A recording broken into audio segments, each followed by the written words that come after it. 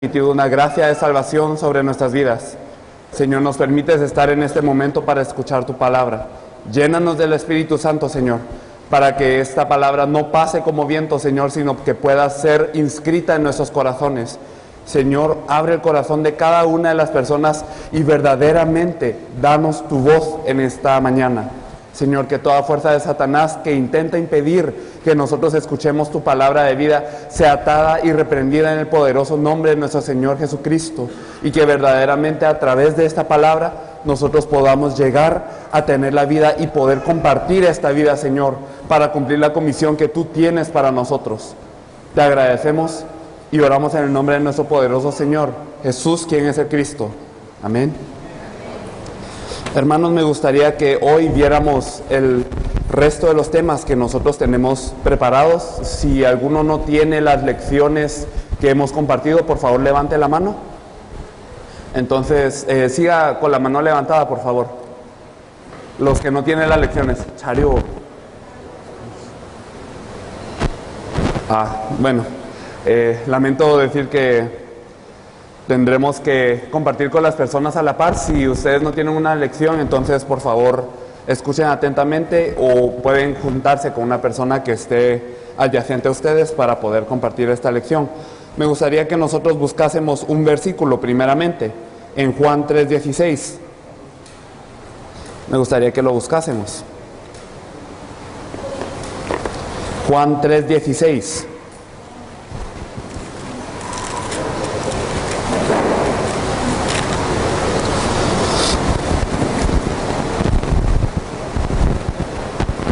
¿Lo tenemos?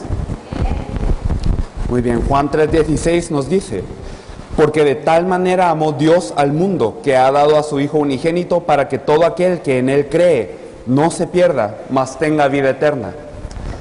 Esto es verdaderamente un versículo que nosotros utilizamos mucho en cuanto al evangelismo, hemos escuchado repetidas veces, pero ¿qué verdaderamente nos quiere dar a entender este versículo?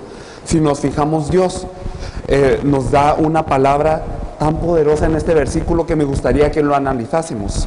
Nos dice que de tal manera amó Dios al mundo. ¿Qué quiere decir esto? Que no somos nosotros quienes de alguna forma alcanzamos el favor de Dios. No somos nosotros quienes de alguna manera hacemos algo que sea agradable a Dios, sino que Dios nos amó de tal forma, nos amó con un amor que nosotros no merecemos, que ha dado a su Hijo unigénito. No es nuestra propia manera de pensar, o el que también prediquemos, o el que también sirvamos a la iglesia, sino verdaderamente lo que Dios ha dado es por gracia. Envió a su Hijo unigénito para que todo aquel que en Él cree, no por méritos, repito, no por alguna acción que nosotros podamos hacer, para que todo aquel que en Él cree no se pierda, mas tenga vida eterna. Porque fácilmente Dios nos podría haber dejado en la perdición. Fácilmente, cuando nosotros violamos el pacto, Dios nos pudo haber dejado abandonados, pero Dios nos dio a su Hijo unigénito para que no nos perdiésemos, mas tuviéramos vida eterna. Y con este versículo yo quiero llegar a una pregunta muy importante concerniente a nuestras vidas de fe. Venimos a la iglesia, hemos vivido durante mucho tiempo en la iglesia, algunos de nosotros servimos en la iglesia, predicamos, evangelizamos y deseamos nosotros hacer la obra de Dios. Pero debemos de hacernos una pregunta: ¿cuál es la salvación de la que Dios nos habla? ¿Qué es la salvación verdaderamente? ¿Por qué debemos de ser salvos? Yo recuerdo en una ocasión en donde yo compartía con una persona y esta persona me decía: ¿por qué tengo que ser salvo? ¿De qué yo tengo que ser salvo? Jesús nos vino a dar la salvación, sí, eso ya lo he escuchado muchas veces, pero ¿por qué yo tengo que ser salvo? ¿De qué tengo que ser salvo? Si nosotros verdaderamente pretendemos salvar el campo, si nosotros verdaderamente decimos aferrarnos a la palabra de Dios, entonces debemos de saber las cosas exactamente. Debemos de dar la respuesta precisa al campo que se está muriendo. ¿De qué se están muriendo ellos? ¿Por qué necesitan ser salvos? Salvación es ser rescatado de algo, ser librado de algo, pero ¿de qué? Esto es algo que nosotros tenemos que llegar a entender con gran claridad para poder dar una respuesta precisa al mundo. Entonces yo quiero hablar otra vez de cuál es el problema del hombre. ¿Por qué el hombre padece de problemas hoy en día? ¿Por qué el hombre no logra ser feliz hoy en día a pesar de que lo tiene todo? El tiempo ha permitido que el hombre avance mucho en su ciencia, ha permitido que el hombre avance mucho en cuanto a la tecnología, en las comodidades de vida. Ya no padecemos de los muchos problemas o enfermedades de las que antes padecíamos, pero el hombre no sigue feliz. Uno piensa que si nosotros mejoramos nuestra calidad de vida, pensamos que si mejoramos alguna forma de vivir, vamos a llegar a ser más felices. Si tuviera un poco de esto, o si esto no me fuera un inconveniente, o si se resolviera este asunto, pensamos que nosotros seríamos felices. Pero a lo largo de la historia, el hombre sigue siendo infeliz. El hombre no encuentra la verdadera felicidad. ¿Por qué es esto? Porque el hombre fue creado para ser feliz solo cuando una cosa se diera, cuando una condición se cumpliera. Una única cosa, exclusiva a todas las demás, se tiene que cumplir para que el hombre encuentre la verdadera felicidad. Y esto es estar junto con Dios. El hombre fue creado para estar junto con Dios. Fue creado para convivir con Dios, para estar en armonía con Dios, para estar verdaderamente en esta relación de padre e hijo con Dios. Y así es como es feliz. De la misma forma que un pez es feliz dentro del agua, de la misma forma que un árbol es feliz dentro de la tierra, el hombre solamente puede ser feliz cuando está con Dios. Y esto es la raíz de todo. La raíz de la infelicidad del hombre es naturalmente que el hombre no está con Dios ahora. El hombre se ha dividido de Dios, se ha separado de Dios. Y este es el verdadero problema del hombre. Si nosotros miramos en el mundo, repito, tenemos muchas cosas. Hay gente que tiene dinero, hay gente que tiene la suficiente capacidad para poder llevar una vida amena, pero no son felices. Simplemente ellos buscan y buscan y buscan. Cuando alcanzan una meta, se complacen por un momento, pero después otra vez viene la infelicidad, otra vez viene el problema. Y el hombre no halla ser feliz de acuerdo a su propio método. Es porque está separado de Dios. ¿Y por qué nos hemos separado de Dios? Porque hay una cosa que puede dividir al hombre de Dios. Esto se llama pecado. Isaías 59:2 nos lo dice claramente. Nos dice: vuestras iniquidades han hecho división entre vosotros y vuestro Dios, y vuestro pecado ha hecho ocultar su rostro para no oír. Lo que puede dividir al hombre, que es creación de Dios, y a Dios, el creador omnipotente, el creador absoluto, que todo lo puede, del hombre, que es lo único que puede dividir al hombre de Dios, es el pecado. Así de grave es el pecado. El pecado no simplemente es una acción, el pecado no simplemente es algo que nosotros cometemos que es desagradable, sino verdaderamente es un estado que nos separa de Dios. Así de grave es, así de fuerte es el pecado. Es algo que puede separarnos del Dios que todo lo puede. Pónganse a pensar en eso. Estamos en un estado tan bajo que estamos separados del Dios omnipotente, y el Dios omnipotente no puede llegar a nosotros. Un Dios omnipotente no llega a nosotros. ¿Por qué? Porque estamos en pecado. Así de grande es el problema. Y este pecado, ¿por qué surgió? ¿Por qué si nosotros éramos creados perfectamente, coronados de gloria y de honra? ¿Por qué si nosotros fuimos hechos para convivir con nuestro Dios, y Dios es un Dios perfecto que nos creó perfectamente? ¿Por qué entonces nosotros cometemos el pecado? ¿Por qué llegamos a este estado tan bajo? Porque hay un ser que nos engaña, que se llama Satanás. Satanás, el príncipe de este mundo, aquel que tiene la potestad sobre el aire, aquel que es el Dios de este siglo, nos dice la Biblia, al que le han sido dadas todas las cosas de este siglo. ¿Qué es lo que ocurre? Que nosotros pequemos.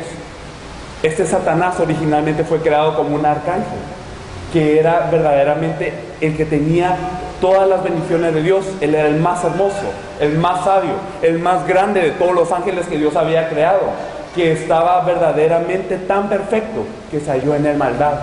Quiso ser como Dios, quiso rebelarse ante Dios, y Satanás era tan poderoso que una tercera parte de todos los ángeles del cielo llegaron a creer que estando con Satanás podían vencer a Dios.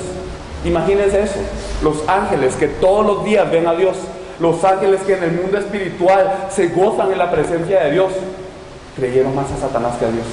Así de grande era el poder de Satanás, pero naturalmente no lo suficientemente grande para poder vencer a Dios.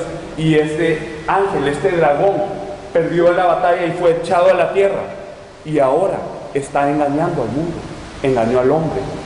De la misma forma que este ángel cayó, engañó al hombre. Tú podrás ser como Dios si comes de este fruto. Si tú violas el pacto que Dios te dio, si tú violas la promesa que Dios te dio, tú podrás ser como Dios. No necesitas obedecer a Dios. Dios te está engañando para que tú solamente llegues a tu límite. Esto era el engaño de Satanás. Y por el engaño de Satanás, el hombre llegó a creer más en la palabra de Satanás que en Dios. Y así está el hombre hoy en día. Llegamos a creer más en la realidad del mundo.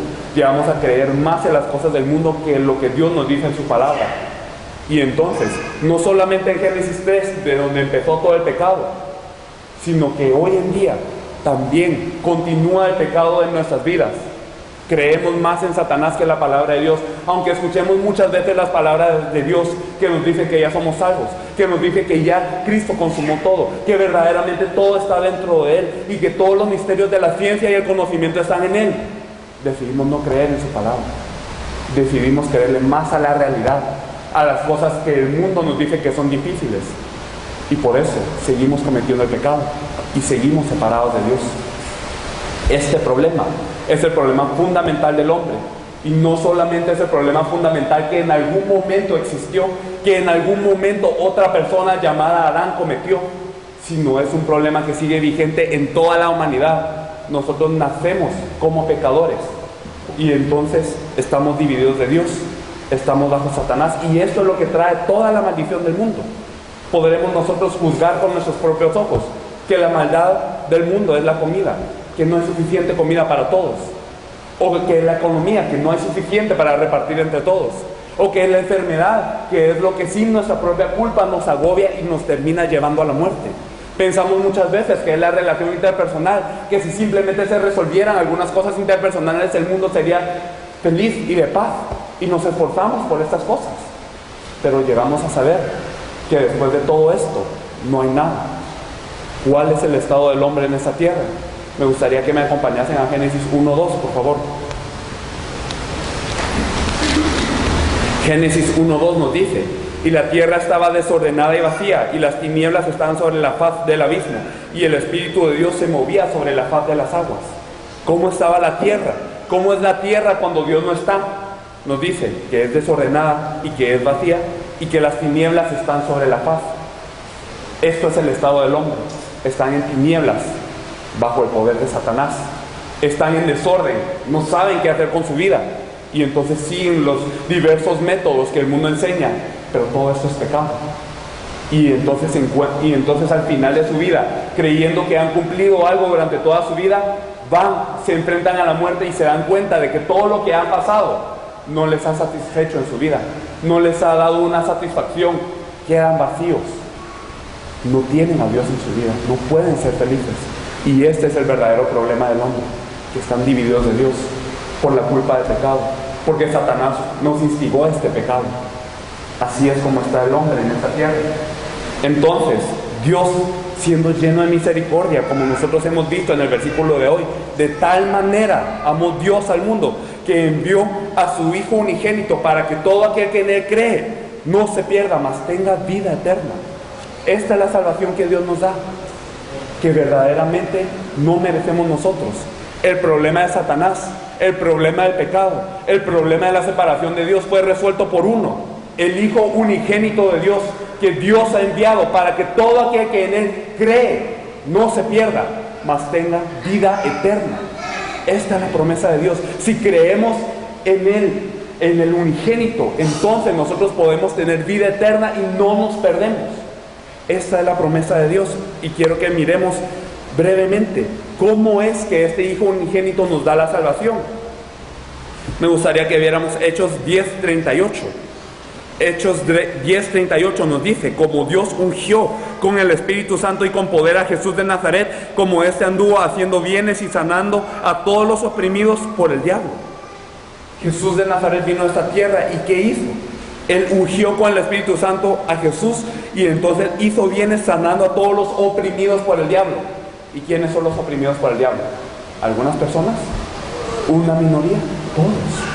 Todos nosotros estábamos oprimidos por el diablo, pero Jesús vino a deshacerse del diablo. Colosenses 1:13 nos dice: el cual nos ha trasladado de la potestad de las tinieblas al reino de su Hijo amado. ¿Qué es la potestad de las tinieblas? Es el reino, el imperio, la autoridad que las tinieblas tienen sobre nosotros, pero Él nos ha trasladado de estas tinieblas, de esta perdición, de esta garra de Satanás, al reino de su Hijo amado. Así de grande es la salvación de Jesús.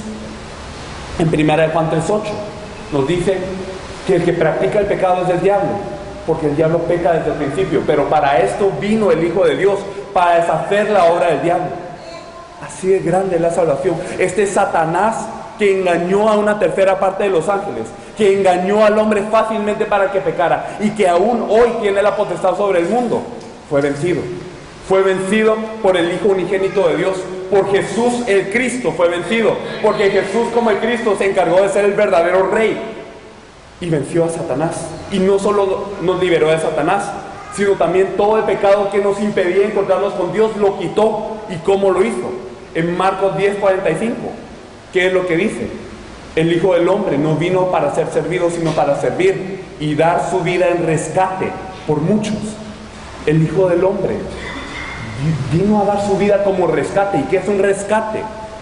El rescate en la palabra original se refiere a una ofrenda, a algo que debe de ser dado como expiación, a un chivo expiatorio. Si ustedes han escuchado ese término, es algo que se da para sufrir en vez de que nosotros suframos. Él vino a hacer esto. Él vino a que todo el pecado cayera sobre Él, derramando su sangre y su agua. Él redimió todo el pecado, porque sin derramamiento de sangre no se hace remisión. Pero Él dio su sangre perfecta para que ya no tuviéramos que estar ofrendando y ofrendando y ofrendando por todos los pecados que nosotros no vamos a dejar de cometer, sino Él dio esta ofrenda perfecta para que nosotros fuéramos redimidos de una vez, eternamente y perfectamente. Esta es la salvación que Dios nos ha dado, porque nos dice en Hechos 10:14, nos dice en Hebreos 10:14, nos dice: porque con una sola ofrenda hizo perfectos para siempre a los santificados. ¿Y quiénes son los santificados? Nosotros. ¿Y cómo nos dice este versículo que nos ha hecho? Perfectos. ¿Perfectos de qué? Para que ya Dios en el juicio no mire nuestro pecado, sino que mire la sangre de Cristo cubriéndonos. Así de perfecto nos ha hecho. ¿Y lo ha hecho solo por un momento? ¿Solo cuando nos portamos bien? ¿Solo cuando recibimos gracia de la iglesia? ¿Solo cuando nosotros estamos de alguna forma creyendo que hacemos la voluntad de Dios? No, lo hizo para siempre. Nos dice esta palabra de Dios.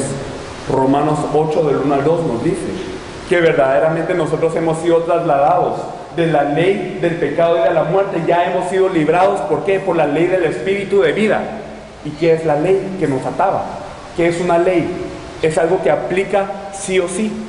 La ley es algo que nos ata. La ley es algo que aplica en toda situación, pero Él nos ha librado de esta ley, de la muerte, del pecado, y nos ha trasladado ¿a qué ley? A la ley de vida en el Espíritu.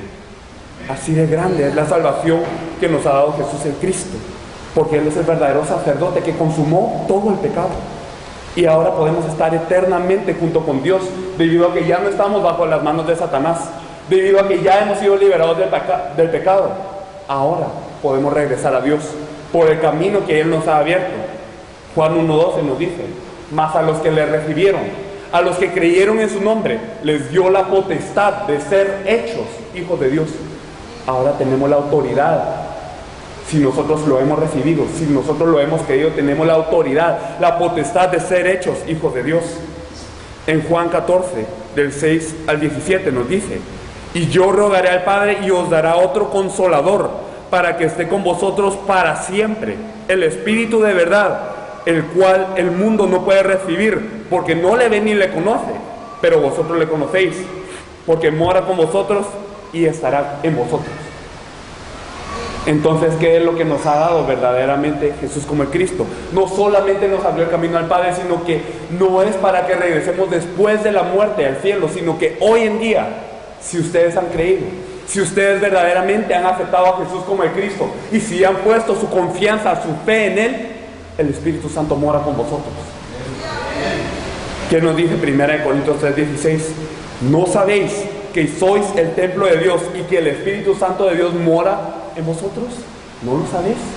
Esto era lo que le decía Pablo a la iglesia de Corintio, cuando verdaderamente estaban poniendo ya muchas ideologías. Pero ¿qué nos dice la Biblia?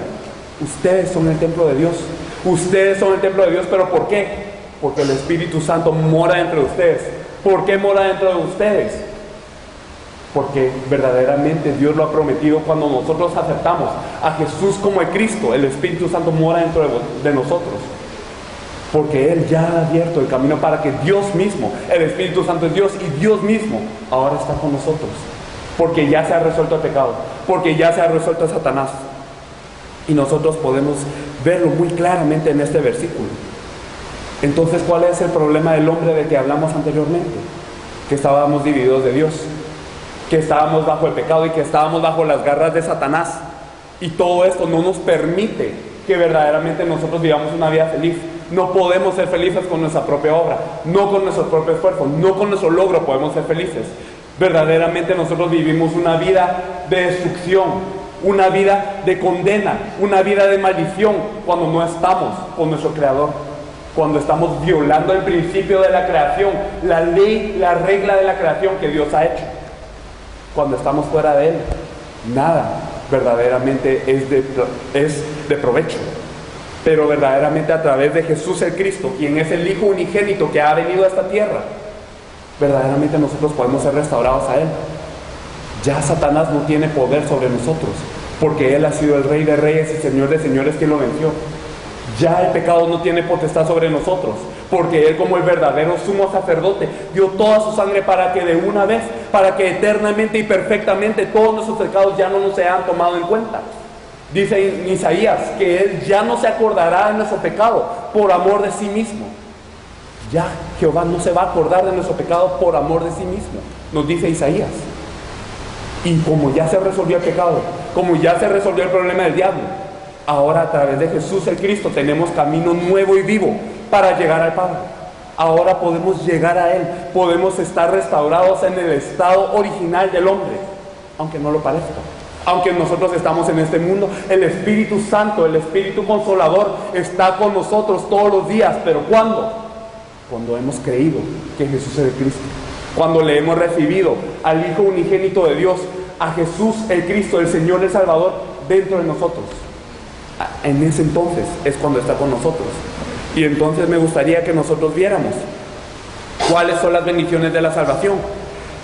La solución del problema fundamental ya se ha dado en Juan 19:30. Después de cargar la cruz, después de que Jesús hizo toda la obra de redención, ¿qué es lo que dijo?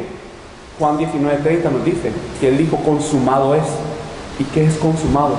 Es terminado, ya se acabó, fin.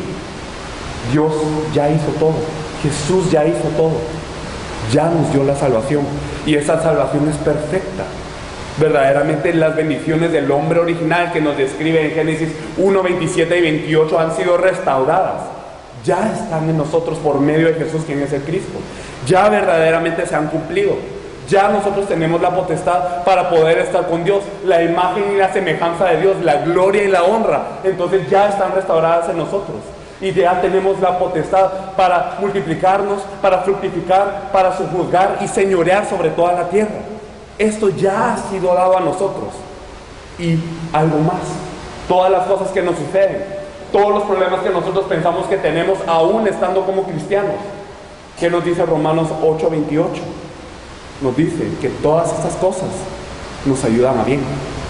Todas las cosas que a nosotros nos parecen problemas, que nosotros pensamos que deben de ser cosas resueltas, las cosas por las que nosotros clamamos a Dios en desesperación, Dios nos dice: esto te ayuda bien. Esto yo lo permití, ¿por qué? Porque esto te va a ayudar a bien. Pero ¿para qué obra? ¿Para qué propósito ayuda bien? Esto es algo de lo que vamos a hablar. Y junto con Él, junto con Jesús el Cristo, nos dio todas las cosas.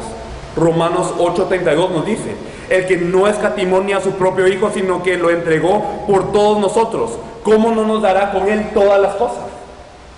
¿Acaso Dios no es un Dios perfecto? ¿Acaso Dios no es un Dios que verdaderamente dio a su Hijo unigénito? Y si dio a su Hijo unigénito, ¿cómo no nos va a dar con Él todas las cosas? Si Él entregó lo más valioso, ¿cómo no les va a dar todas las cosas? Todas estas cosas secundarias que al final de cuentas no valen porque ya hemos tenido lo mayor, esto también nos lo va a dar, dice Dios. Me gustaría que nosotros diéramos 1 Timoteo 6:17. Nos dice: y los ricos de ese siglo manda que no sean altivos ni pongan la esperanza en las riquezas, las cuales son inciertas, sino el Dios vivo que nos da todas las cosas en abundancia para que las disfrutemos. O sea que verdaderamente nos da más allá de lo que nosotros hemos pedido. Eso es verdaderamente la salvación. No es simplemente que ahora yo me siento bien cuando voy a la iglesia.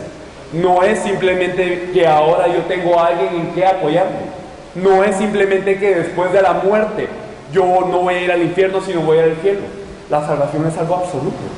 Es algo que hoy en día, que ahora en este momento, da solución a todos los problemas de la humanidad. Es algo que hoy en día permite que nosotros estemos con el Dios omnipotente, con el Dios todopoderoso, y restaurar nuestra bendición original. Es como el pez regresando al agua. Es como el árbol siendo plantado de nuevo en la tierra. El Hijo encontrándose con el Padre de nuevo. Eso es la salvación.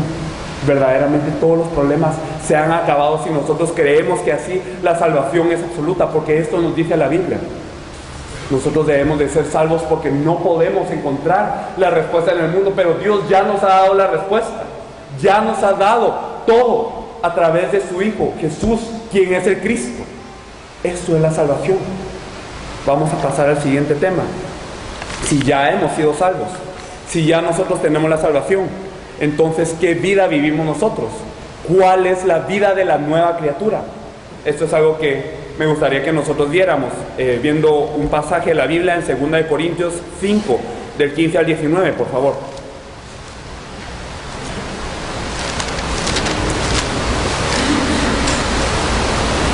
Segunda de Corintios 5, del 15 al 19. Me gustaría que lo leyésemos todos juntos. Nos dice: y por todos murió, para los que viven ya no vivan para sí, sino para aquel que murió y resucitó por ellos. De manera que nosotros de aquí en adelante a nadie conocemos según la carne, y aun si a Cristo conocimos según la carne, ya no lo conocemos así. De modo que si alguno está en Cristo, nueva criatura es. Las cosas viejas pasaron, he aquí todas son hechas nuevas. Y todo esto proviene de Dios, quien nos reconcilió consigo mismo por Cristo y nos dio el ministerio de la reconciliación. Que Dios estaba en Cristo reconciliando consigo al mundo, no tomándoles en cuenta a los hombres sus pecados, y nos encargó a nosotros la palabra de la reconciliación. Amén. Eso es la vida de la nueva criatura. En este pasaje podemos ver muchas cosas importantes. Podemos ver en 2 Corintios 5:15 que nos dice que antes nosotros vivíamos por nosotros mismos. Vivíamos por nosotros mismos, para nosotros mismos. Cuando no conocíamos verdaderamente la redención de Cristo, ¿por qué teníamos que vivir por nosotros mismos? ¿Cuál era nuestro estilo de vida? Nosotros lo podemos ver también en Hebreos 2:15, que toda la vida estábamos sujetos a servidumbre por temor de la muerte. Toda la vida nosotros vivíamos hastiados, vivíamos angustiados, y la gente sigue viviendo así. La gente que no cree en Jesús el Cristo vive de esta forma, vive por temor de la muerte. Porque si no resuelvo esto, ¿qué me va a pasar? Porque si no trabajo, no voy a tener que comer, y si no tengo que comer, no voy a vivir, ¿y qué me va a pasar? Vivimos angustiados y vivimos nosotros con una vida que no encuentra paz. ¿Pero por qué es esto? Porque estamos separados de Dios, estamos separados de donde debemos de estar. Un pez que sale del agua, ¿qué es lo que hace? No se queda quieto, empieza a moverse y moverse y moverse. ¿Con el afán de qué?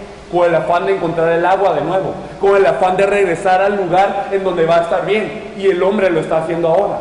Como se ha separado de Dios, encuentra, y él está intentando encontrar muchas formas, muchas maneras de poder regresar a su estado original, muchas maneras en las que él puede sobrevivir. Como ya no tenemos a Dios quien nos suple, no tenemos a Dios quien nos provee de todo, entonces nos esforzamos y nos esforzamos. Pero ¿de qué forma nos estamos esforzando? ¿Qué corriente estamos siguiendo?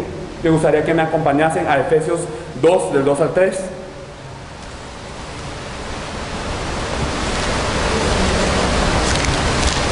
Efesios 2, del 2 al 3 nos dice: en los cuales anduvisteis en otro tiempo, siguiendo la corriente de este mundo, conforme al príncipe de la potestad del aire, el espíritu que ahora opera en los hijos de desobediencia, entre los cuales también nosotros vivimos en otro tiempo, en los deseos de nuestra carne, haciendo la voluntad de la carne y de los pensamientos, y éramos por naturaleza hijos de ira, lo mismo que los demás. Esto es lo que nos dice la palabra de Dios. Nosotros anteriormente también estábamos así. ¿Y cómo era la forma en donde estábamos? El versículo 2 nos dice que nosotros seguíamos las corrientes de este mundo. Y no nos quiere hablar simplemente de la música popular. No nos quiere hablar simplemente de las cosas mundanas, de las drogas, lo que nosotros consideramos socialmente condenable. No, nos quiere decir la corriente del mundo y de todo el mundo. ¿Y quién tiene la potestad sobre esta corriente? El príncipe que ahora opera sobre los hijos de la potestad del aire, que ahora opera en estos hijos de desobediencia, que es Satanás. Satanás es el que nos lleva a estas corrientes. ¿Pero qué son estas corrientes? Si no es la música secular, si no es la droga, si no es el alcohol, ¿qué es esta corriente? La corriente del mundo es pensar que nosotros podemos vivir sin Dios, esforzarnos para vivir sin Dios. Hay un ejemplo que da uno de los pastores de Corea que verdaderamente nos pone a pensar: ¿el estudiar es malo? ¿El trabajar es malo? ¿El esforzarse para ganarse una vida que nosotros podemos llamar honesta es malo? Puede ser que a nuestros ojos, ética y moralmente, no sea malo. ¿Qué mal tiene un estudiante que intenta destacar en sus estudios? ¿Qué mal está cometiendo un trabajador que labra honestamente para poder ganarse todo su salario? Pero a los ojos de Dios eso está mal. ¿Por qué? Porque nosotros llegamos a pensar que si nosotros estudiamos bien, que si nosotros ganamos bien, que si nosotros tenemos un buen empleo, vamos a vivir una vida satisfecha. Nosotros llegamos a poner más en alto este estudio, llegamos a poner más en alto este trabajo o esta bondad moral, o llegamos a poner los estándares del mundo encima de Dios. Y nosotros nos estamos alejando más de Dios en esforzarnos en estas cosas que al final de cuentas son la corriente del mundo, son la trampa de Satanás, que nos hace pensar: si tú estudias bien, si tú te esfuerzas en el mundo, vas a sobresalir y vas a ser feliz. Pero nosotros sabemos que la felicidad no se encuentra en esas cosas. Nosotros sabemos que verdaderamente todo eso es una trampa que Satanás pone para que nosotros no pongamos atención, para que nosotros nos desviemos de la voz de Dios. Esto es la corriente del mundo y todos nosotros hemos caído en esto. Hemos llegado a pensar que por tener la resolución de nuestro problema, que porque se nos sane una enfermedad, que porque nosotros lleguemos a ser prósperos, vamos a ser felices. Pero este no es el caso, y por eso nos dicen que nosotros vivimos en otro tiempo los deseos de nuestra carne, haciendo la voluntad de la carne y de los pensamientos, y éramos por naturaleza hijos de ira, lo mismo que los demás. Cuando vivimos de esta forma, separados de Dios, siguiendo las corrientes del mundo, ¿qué pasa? Somos hijos de ira, lo mismo que los demás. Cuando vivimos pensando que no es Dios verdaderamente, que el Evangelio no es completo, que el Evangelio no es perfecto, que Dios no nos ha dado la respuesta perfecta, entonces buscamos algo más. Buscamos algo más para suplir nuestras necesidades, sin saber que ya todo lo tenemos, y entonces caemos en las corrientes del mundo. Y cuando caemos en las corrientes del mundo, ¿qué somos? Hijos de ira. ¿La ira de quién? La ira de Dios. Dios derrama su ira sobre nosotros porque estamos siguiendo esas corrientes del mundo, pensando que el Evangelio que Dios nos ha dado, verdaderamente no lo puede todo, pensando que Jesús en Cristo es insuficiente, que es carente, que nosotros necesitamos de algún esfuerzo más, de alguna bondad más, que necesitamos de algo más que venga de nosotros para obtener la felicidad, cuando no lo es así, cuando verdaderamente Dios ya nos ha dado la respuesta en bandeja de plata. Eso es lo que nosotros consideramos, y esta es la vida antes de la salvación. Nosotros vemos entonces en Primera de Juan 2:16 que nos dice: porque todo lo que hay en el mundo, los deseos de la carne, los deseos de los ojos, la vanagloria de la vida, no proviene del Padre, sino del mundo. Entonces, ¿cómo estamos siendo? En Filipenses 3:18 y 19 nos dice que somos enemigos de la cruz. Nuestro Dios es nuestra vientre y pensamos en lo terrenal. Aún en la iglesia, aunque nosotros hayamos confesado con la boca que Jesús es el Cristo, aun cuando nosotros hayamos dicho que creemos en Dios, nuestro corazón, nuestras acciones, nuestro pensamiento sigue buscando estas cosas. ¿Por qué será? Y si nosotros seguimos buscando estas cosas, ¿quién es nuestro Dios? Nuestra vientre, nuestras necesidades. Venimos a la iglesia porque pensamos que algo más nos falta, que Dios nos va a suplir de algo más. Buscamos las cosas que Él nos puede dar y no a Él. Este es una de las faltas que más hemos cometido nosotros. Pensamos que el Evangelio no es verdaderamente algo perfecto. Pero la nueva creación, aquellos que verdaderamente han nacido de Dios, aquellos que verdaderamente han nacido de nuevo dentro del Espíritu, ¿cómo son? ¿Cómo verdaderamente viven? ¿Cuál es la muestra de que verdaderamente ellos pueden ser nueva criatura y de que verdaderamente ellos ya están con Dios? ¿Cómo vivieron los miembros de la iglesia primitiva, los apóstoles, que verdaderamente habían creído? ¿Qué diferencia tienen ellos del mundo de la iglesia hoy en día? Del creyente común hoy en día, de nosotros hoy en día. ¿Qué diferencia tienen? Nosotros podemos ver, como lo habíamos mencionado antes, en 1 Corintios 3:16, el Espíritu Santo de Dios mora sobre el creyente. En Juan 14, del 16 al 17, nos dice que tenemos ahora otro consolador. El Espíritu Santo mora sobre nosotros cuando nosotros somos hechos nueva creación. En Proverbios 3, del 5 al 6, nos dice: fíate de Jehová de todo tu corazón y no te apoyes en tu propia prudencia. Reconócelo en todos tus caminos y Él enderezará tus veredas. No te fíes de tu camino, no te fíes de tu prudencia, no te fíes de lo que tú piensas que puede estar bien o mal, de lo que tú crees que es la voluntad de Dios, sino apóyate en Él y Él enderezará tus veredas. Así es la vida del no creyente. Como nos dice en Romanos 8:14. Me gustaría que lo buscáramos todos juntos, por favor. Romanos 8:14. Romanos 8:14. ¿Lo tenemos ya? Nos dice: porque todos los que son guiados por el Espíritu de Dios, estos son hijos de Dios. O sea que si somos guiados por el Espíritu, somos hijos de Dios. Y si nosotros somos hijos de Dios, somos guiados por el Espíritu. Esta es la vida que tiene un creyente que es nacido de nuevo.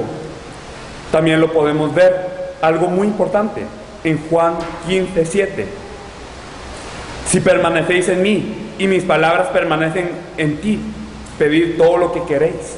Esto es lo que nos dijo Jesús: si mis palabras permanecen en ti y si ustedes permanecen en mi palabra, pedid todo lo que queréis.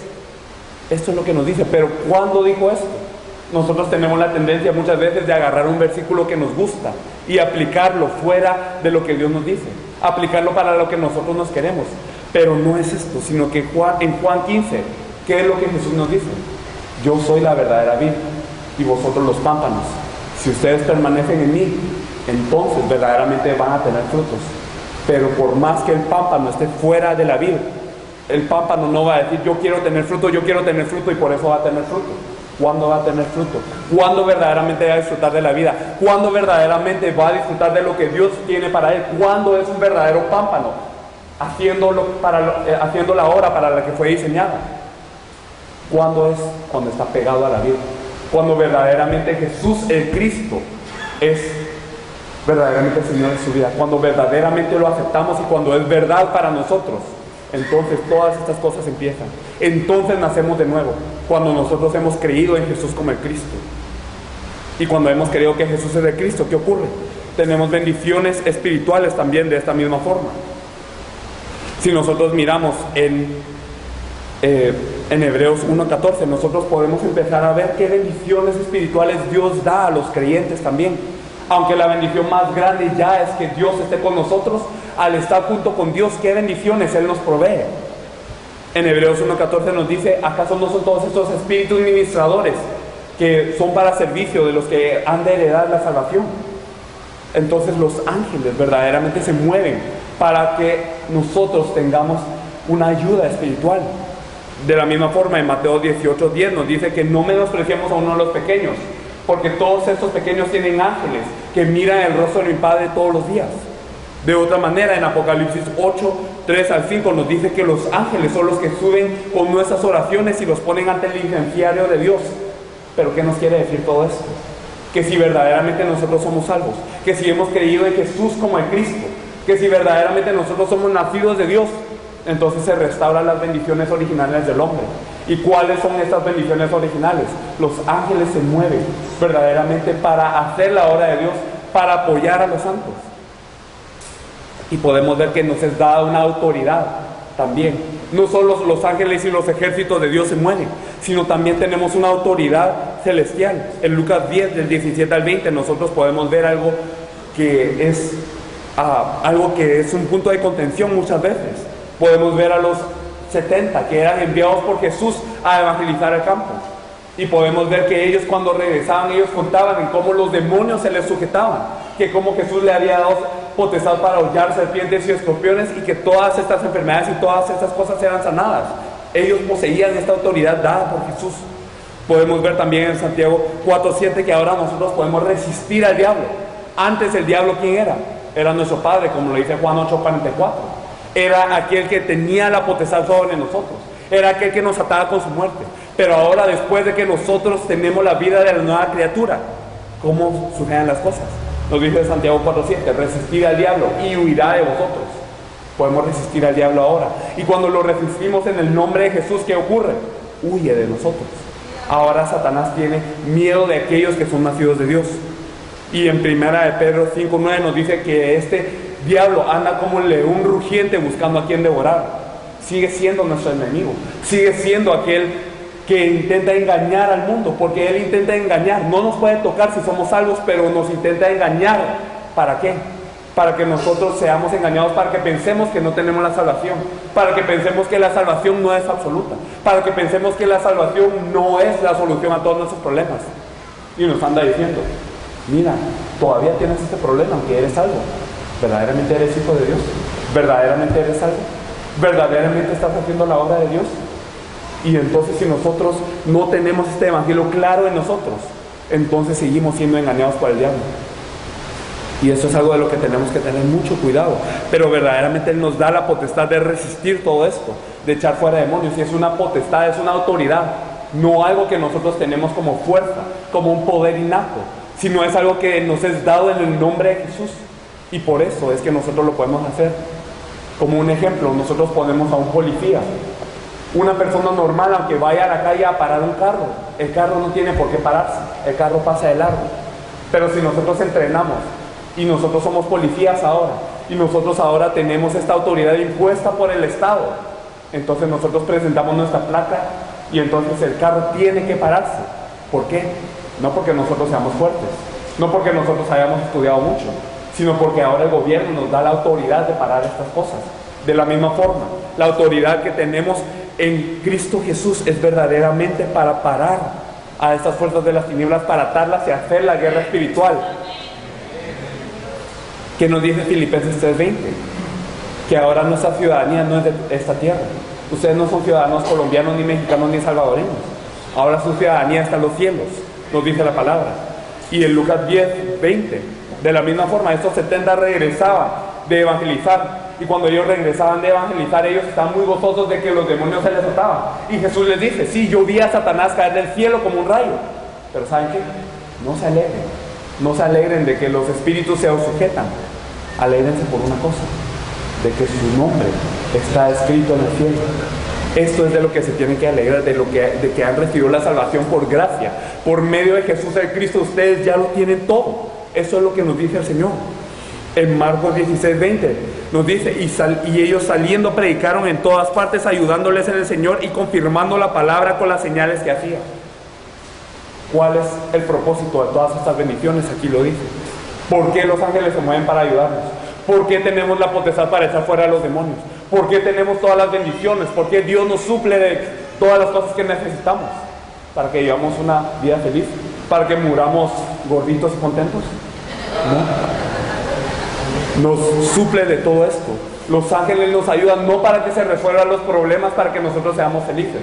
Los demonios no se nos sujetan no para que nosotros podamos alardear de que nosotros tenemos poder, o para que esta persona simplemente sea sanada de su endemoniación. No es esto. Nos dice aquí, y ellos saliendo predicaron en todas partes, ayudándoles en el Señor y confirmando la palabra con las señales que hacían. ¿Para qué se mueven los ángeles?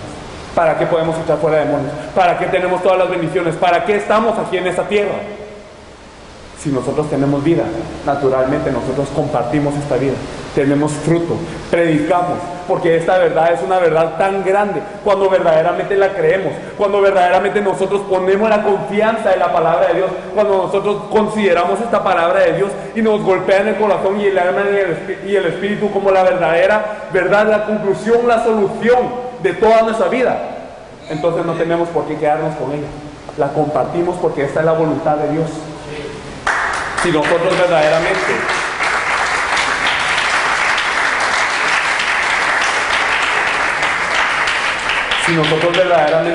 tenemos una pastilla, hipotéticamente hablando, que cura toda forma de cáncer, tenemos una pastilla que cura todas las enfermedades venéreas incluso de todo el mundo, tenemos una panacea completa para todo el mundo, si nosotros la tenemos en nuestras manos y vivimos una vida cotidiana, estamos haciéndolo correctamente.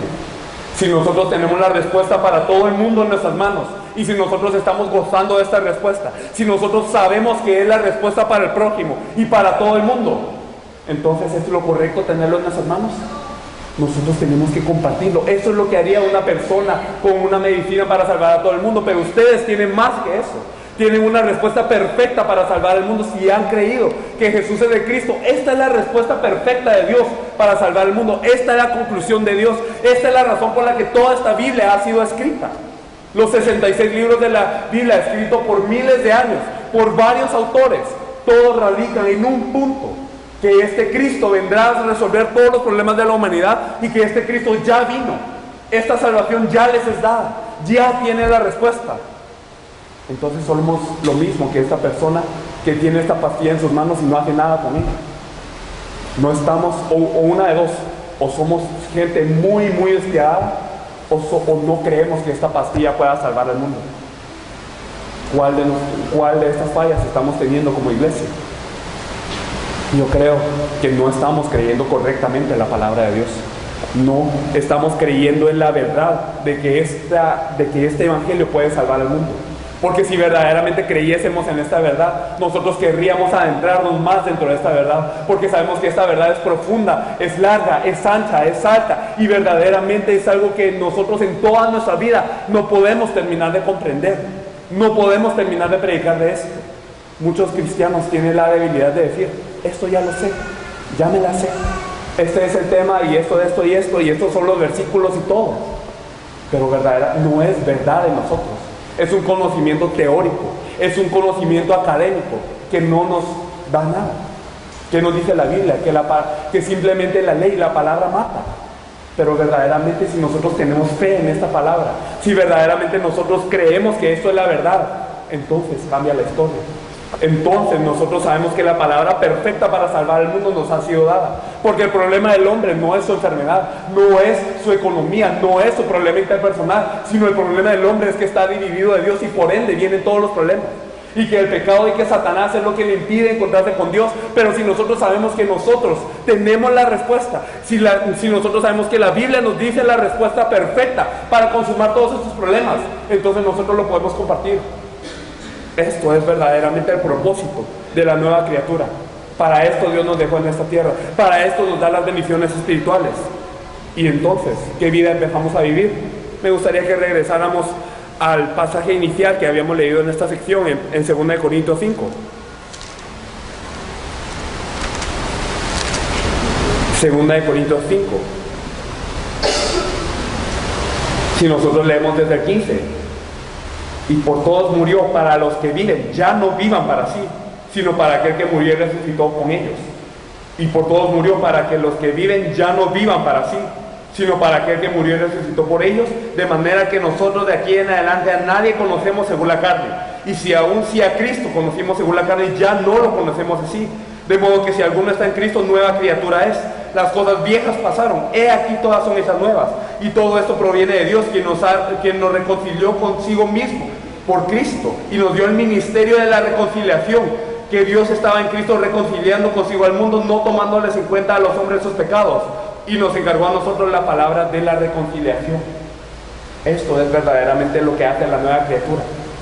Cuando nosotros sabemos que ya somos vivos por Él, no tenemos por qué vivir por nosotros mismos, no tenemos por qué vivir por nuestros problemas, y ya confiamos en que todo está resuelto en Él, que Jesús es el Cristo, el solucionador de todos los problemas. Si nosotros lo confiamos de esta forma, entonces ya no tenemos por qué sufrir por nuestras necesidades, por algún problema que todavía tengamos, porque sabemos que todo esto ayuda a vivir. Sabemos que todo esto no es importante a relación del hecho de que verdaderamente todo el mundo se está perdiendo y que Dios nos encomendó salvarlos. el hecho de que yo tenga un problema en la familia, el hecho de que yo tenga un problema económico, el hecho de que yo tenga cualquier otro problema no es importante a la relación verdaderamente de que yo tengo que salvar al mundo. Y yo sé que estos problemas que yo pueda tener ya están resueltos en Cristo, ya están resueltos. Y si yo lo creo de verdad, no tengo por qué estar enredándome en esas cosas. Y por eso ya no veo a las personas según la carne. Ya el problema de esta persona, yo sé que no es el alcohol, yo sé que no es la drogadicción, yo sé que no es cualquier otro vicio o aflicción que pueda tener, sino que es estar separado de Dios. Esto es ver las cosas espiritualmente y no según la carne. Y si aún si a Cristo conocíamos según la carne, ya no lo conocemos así, porque antes lo conocíamos como un ídolo, antes lo conocíamos como un genio en una lamparilla mágica, a quien nosotros le pedíamos, a quien nosotros le teníamos que orar 100 veces para que nos respondiera una vez, pero ya no lo conocemos así. Ahora lo conocemos como el Cristo que verdaderamente está en todas nuestras vidas y que Él ya ha resuelto todo. Ahora lo conocemos según el Espíritu y que es el Cristo que quiere salvar a todo el mundo y que nos ha dado el Evangelio para salvar a todo el mundo. Y si lo conocemos así, nos encargamos del ministerio de la reconciliación de Dios, verdaderamente no tomando en cuenta los pecados de los hombres, sino verdaderamente reconciliándonos por medio de Cristo con Dios. Y esto es lo que Dios nos ha encargado. Esta es la vida de la nueva criatura. Y por eso es que nos dice 2 Timoteo 2, 3 y 4: sufre penalidades como buen soldado de Jesucristo. Ninguno que milita se enreda en los negocios de la vida a fin de agradar a aquel que los llamó por soldado. Interesante lo que nos dice este versículo. Sufre penalidades. No, pero si yo creo en Dios, entonces yo tengo que estar bien, yo tengo que estar en mi abundancia, y Dios me tiene que bendecir porque Dios es un Dios bueno y un Dios de sanidad y un Dios de poder, dicen muchos. Y yo no tengo que padecer penalidades, y si yo tengo algún problema y si yo tengo alguna aflicción, entonces es porque yo no estoy haciendo algo bien. Eso es lo que creen muchas personas dentro de ellos profundamente. Pero este versículo que nos dice, sufre penalidades, súfrelas. ¿Por quién? Como buen soldado de Jesucristo. Ninguno que milita se enreda en los negocios de la vida a fin de agradar a aquel que lo tomó por soldado. Eso era un mensaje de la iglesia primitiva. La iglesia primitiva no creía en Jesús fácilmente como hoy nosotros lo hacemos, sino para ellos era una cuestión de vida o muerte. Para ellos verdaderamente o creían todo o no creían nada. No era creer partecitas como tal vez muchos de nosotros hacemos. Ellos creían todo, y cuando lo creían todo, el problema de su vida no era problema. El problema de que los iban a perseguir, el problema de que los mataban, el problema de que sus hijos se morían porque ellos les habían descubierto como cristianos, no era problema. Ellos sufrían estas penalidades con gozo. Ellos se alegraban de por haber tenido cuenta, por haber sido dignos de padecer afrenta por este nombre. Ellos verdaderamente daban su vida. ¿Pero por qué lo hacían? Porque sabían que en Cristo lo tienen todo, que Cristo verdaderamente es todo. Él es el alfa y Él es el omega, Él es el principio y Él es el fin, y nada está fuera de Él. Y si tenemos a Cristo, lo tenemos todo. Cristo es verdaderamente como el paquete completo que Dios nos ha dado, y si lo tenemos a Él, lo tenemos todo.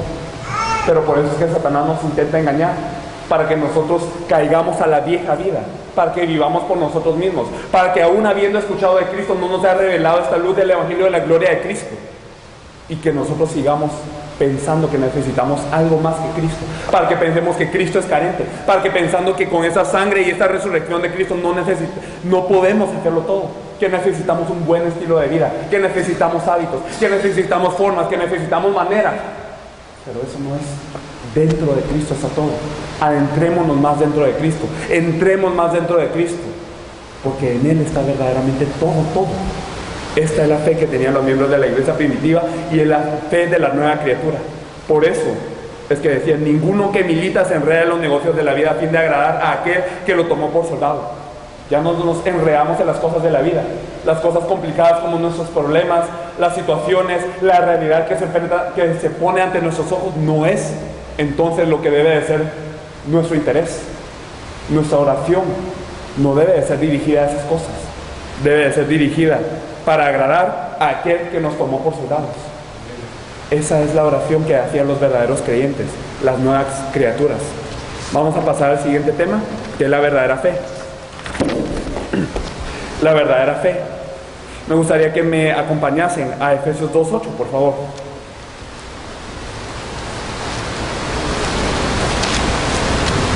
Efesios 2:8. ¿Lo tenemos ya? Efesios 2:8 nos dice, porque por gracia sois salvos por medio de la fe, y esto no de vosotros, pues es don de Dios. Nos dice que no es de nosotros, sino es don de Dios, es un regalo de Dios, en otras palabras.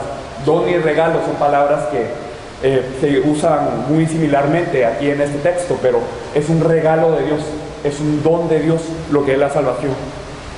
Entonces es algo inmerecido.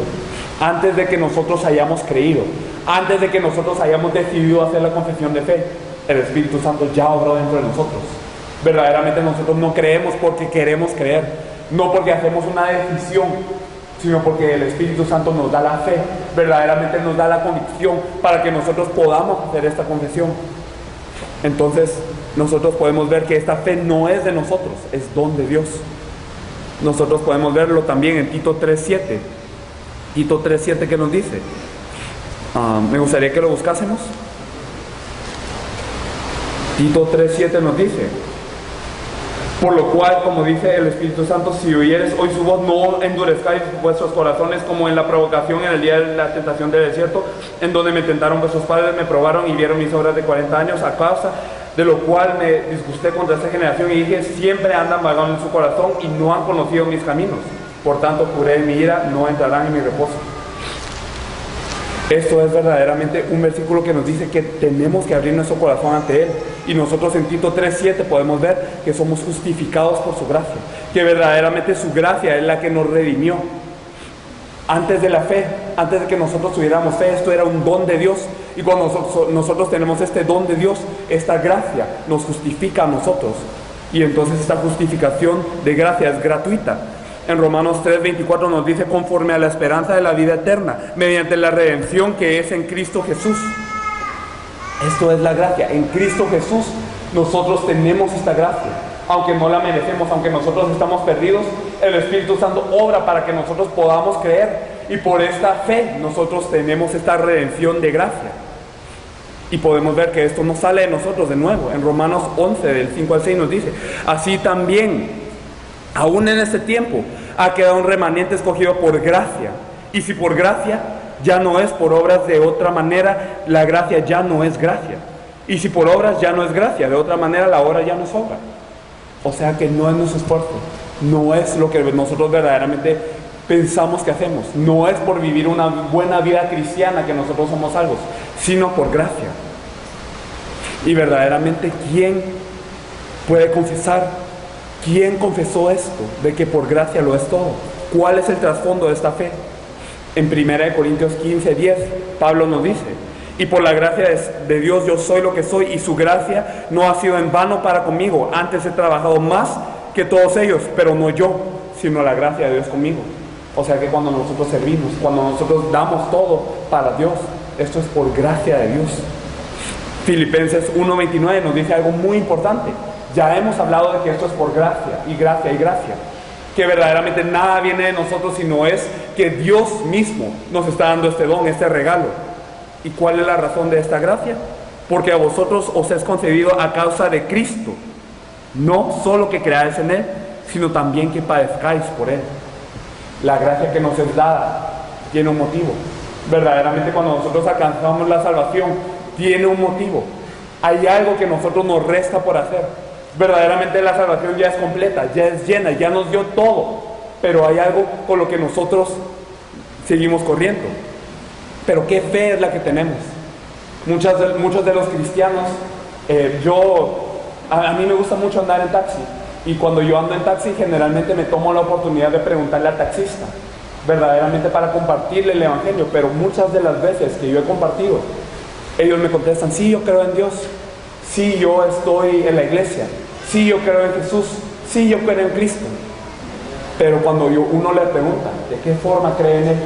¿Cómo cree en Él? ¿Quién es Cristo para usted? Verdaderamente usted cree en Dios. ¿Cómo cree en Dios? Ellos generalmente no me pueden contestar mucho. Sí, es que todo es por Dios. Y si no está Dios, no podemos hacer nada. Y verdaderamente, si Dios no estuviera conmigo, yo antes vivía una vida que era pecaminosa, yo antes vivía una vida llena de vicios, pero ahora que estoy con Dios, ya no vivo una vida así. Y hasta ahí llega su fe. Si el estar con Dios Si verdaderamente el estar con Jesús el Cristo fuera solamente deshacernos de una vida pecaminosa y vivir una vida sin vicios y una vida que no sea condenable, entonces los no creyentes lo harían mucho mejor que nosotros. Muchos no creyentes están fuera del alcohol, fuera de la droga, fuera de lo que nosotros consideramos condenación. Muchos de ellos lo están, pero no están con Dios. Si este fuera verdaderamente la salvación de Dios, ellos no necesitarían a Jesús el Cristo, no les sería útil. Si verdaderamente la prueba de nuestra fe fuera si verdaderamente ellos no tuvieran que recibir a Jesús el Cristo, entonces este sería nuestro estándar. Pero este no es el estándar de la fe que nos habla la Biblia. La Biblia nos habla que todos somos pecadores, que todos nos necesitamos encontrar con Dios y que el encontrarse con Dios lo es todo. Pero nosotros los creyentes no tenemos profundidad en nuestra fe. No sabemos cómo explicarle a la gente qué es creer en Dios, qué es creer en Jesús el Cristo, porque nuestra fe también es igual de superficial. Porque nosotros hemos tenido una fe de lo que nos han dicho, de lo que hemos escuchado en varias otras partes, de lo único que nosotros hemos visto en algunas publicaciones, y todo eso forma alguna sopa, algo nebuloso dentro de nuestra cabeza a lo que nosotros llamamos fe. Pero no lo estamos confirmando con la Biblia. No está basado en la Biblia ni en lo que verdaderamente la palabra de Dios nos dice. Simplemente es una colección de ideas y hasta ahí llega nuestra fe. Pero nosotros no debemos de tener una fe superficial. Con una fe superficial, ¿cómo vamos a salvar el mundo? ¿Cómo verdaderamente vamos a decir que nos hemos encontrado con Dios con esa fe superficial?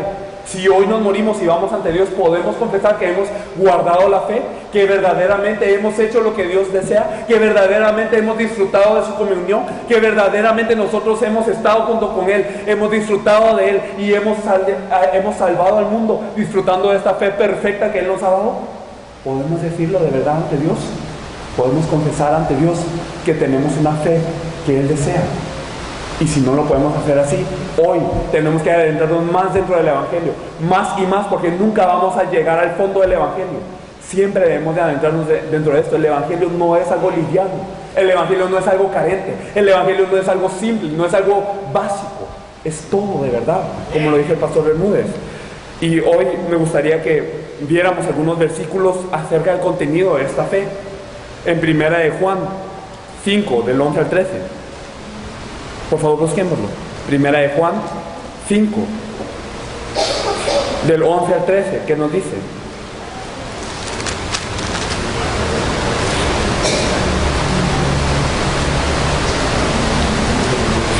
Nos dice: y este es el testimonio, que Dios nos ha dado vida eterna, y esta vida está en su Hijo.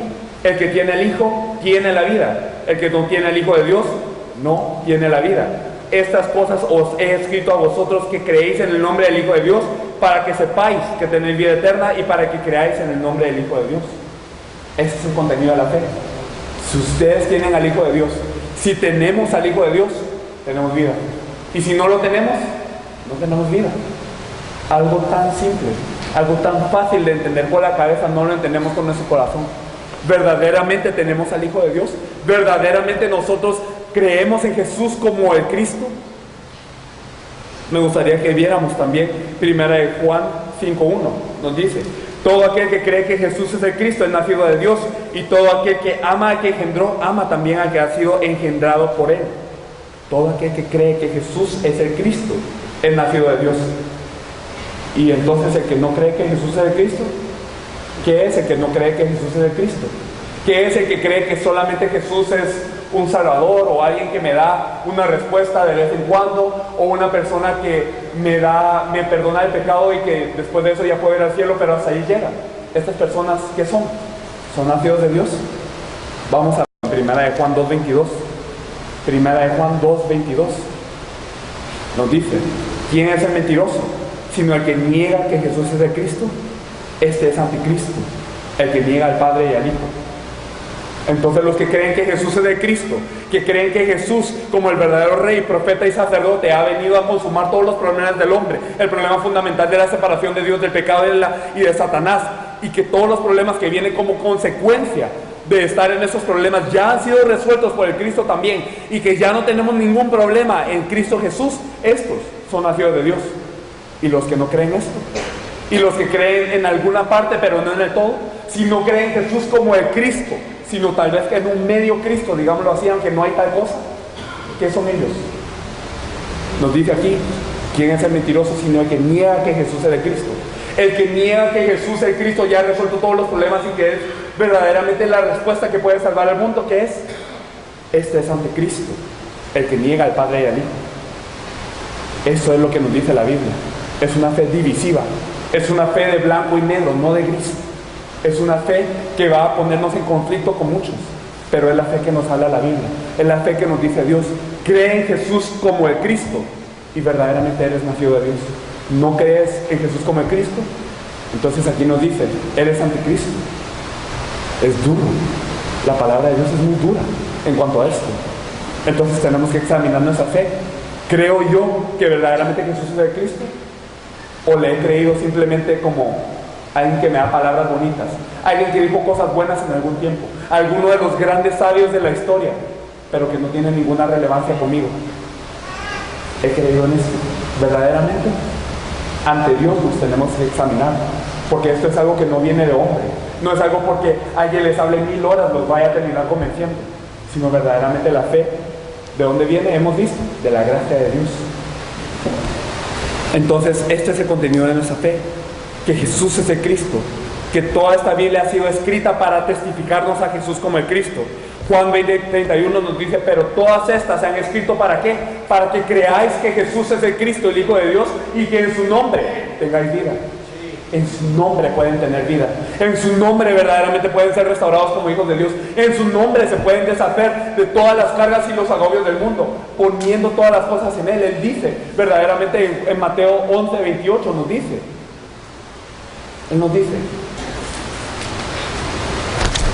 Él nos dice que verdaderamente nosotros estamos trabajados y cargados. Venid a mí todo el que está trabajado y cargado, y yo os haré descansar. ¿En quién? En Jesús, quien es el Cristo. Esto es verdaderamente lo que es el contenido de nuestra fe, que toda la Biblia, desde Génesis hasta Apocalipsis, de pasta a pasta, lo que nos dice es que Jesús es el Cristo. Todo está dirigido para hablarnos de esto. ¿Y qué significa que Jesús sea el Cristo? Otra vez, 1 Juan 3:8, el que practica el pecado es del diablo, porque el diablo peca desde el principio, pero para esto apareció el Hijo de Dios, para deshacer la obra del diablo. Él vino a cumplir toda la promesa del Antiguo Testamento que nos dice que la serpiente sería herida, que la cabeza de la serpiente sería destruida. Él vino a librarnos de Satanás. En Romanos 8:2 nos dice que verdaderamente la ley del Espíritu de vida nos ha librado de la ley del pecado y de la muerte. Ya el pecado no tiene poder sobre nosotros cuando creemos que Jesús es el Cristo. Él vino a ser el sumo sacerdote que hizo todo esto. Y como el verdadero profeta nos vino a reunir con Dios porque estábamos separados de Dios. Juan 14:6 nos dice, yo soy el camino, yo soy la verdad, yo soy la vida y nadie viene al Padre sino por mí.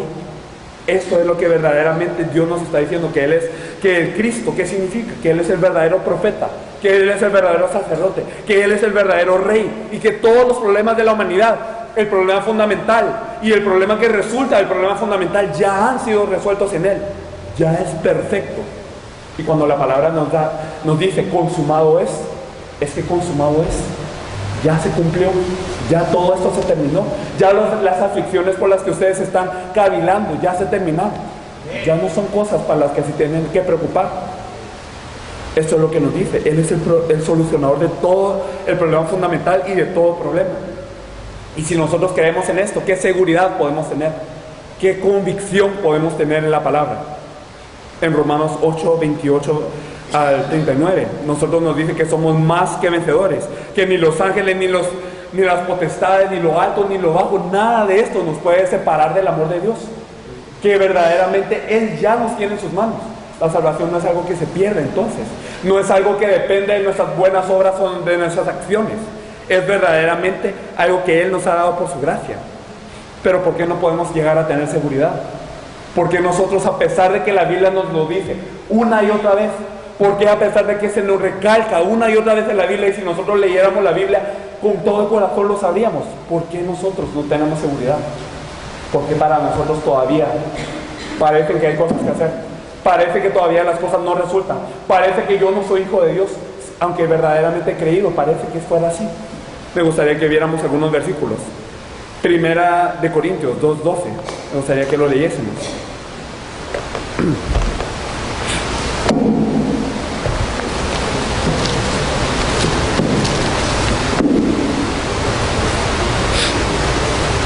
Primera de Corintios 2, 12 nos dice: y nosotros no hemos recibido el espíritu del mundo, sino el espíritu que proviene de Dios, para que sepamos lo que Dios nos ha concedido.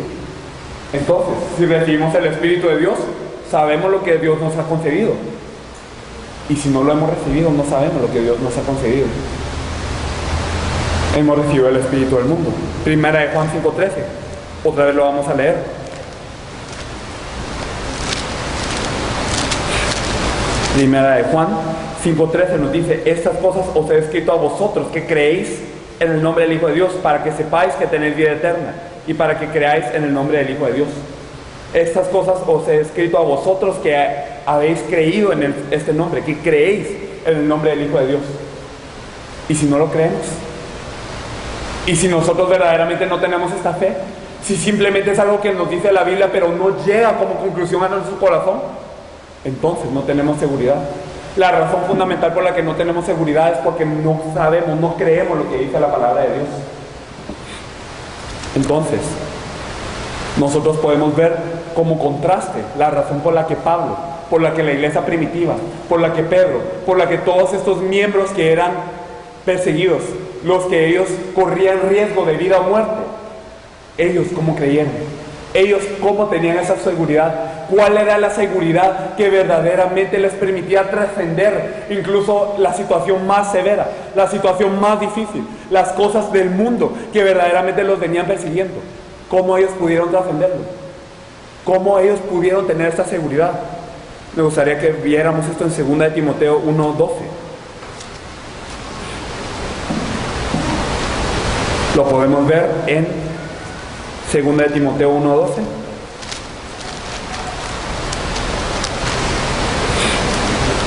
Nos dice: por lo cual asimismo padezco esto, pero no me avergüenzo, porque yo sé a quién he creído, y estoy seguro que es poderoso para guardar mi depósito para aquel día. Timoteo, 2 de Timoteo 1:12, que nos dice que él sabe en quién ha creído. Pablo sabía en quién había creído. Pedro sabía en quién había creído. La iglesia primitiva sabía quién era el que les estaba dando la palabra, quién era el que les estaba dando la promesa. Y como ellos sabían quién era, entonces podían creer. ¿Quién nos ha dado esta palabra? ¿Quién nos ha dado esta Biblia? Y esta Biblia que nos dice que Jesús es el Cristo, ¿quién nos la ha permitido saber? ¿Quién nos la ha permitido leer? ¿Quién ha permitido que esté en nuestras manos? El Dios de los cielos, el Dios que gobierna toda la creación, el Dios que es omnipotente. Verdaderamente nos ha dado este pacto, nos ha dado esta respuesta, y nosotros sabemos entonces en quién hemos creído. Y si sabemos en quién hemos creído, tenemos toda esta confianza, no temblamos. Entonces podemos tener esa seguridad de la salvación a través de qué versículos. Juan 1:12 nos dice que verdaderamente los que le recibieron, a los que creyeron en su nombre, les dio la potestad de ser hechos hijos de Dios. En Juan 5:24 nos dice: de cierto os digo, que el que oye mi palabra y cree al que me envió tiene vida eterna y no vendrá a condenación, mas ha pasado de muerte a vida. Podemos ver también en Juan 10:28 al 29: y yo les doy vida eterna y no perecerán jamás, y nadie las arrebatará de mi mano. Mi Padre me las dio, es mayor que todos, y nadie las puede arrebatar de la mano de mi Padre. Nadie nos puede arrebatar. Eso es lo que nos promete la palabra de Dios. Me gustaría que buscáramos Romanos 8 del 31 al 39, todos juntos, por favor.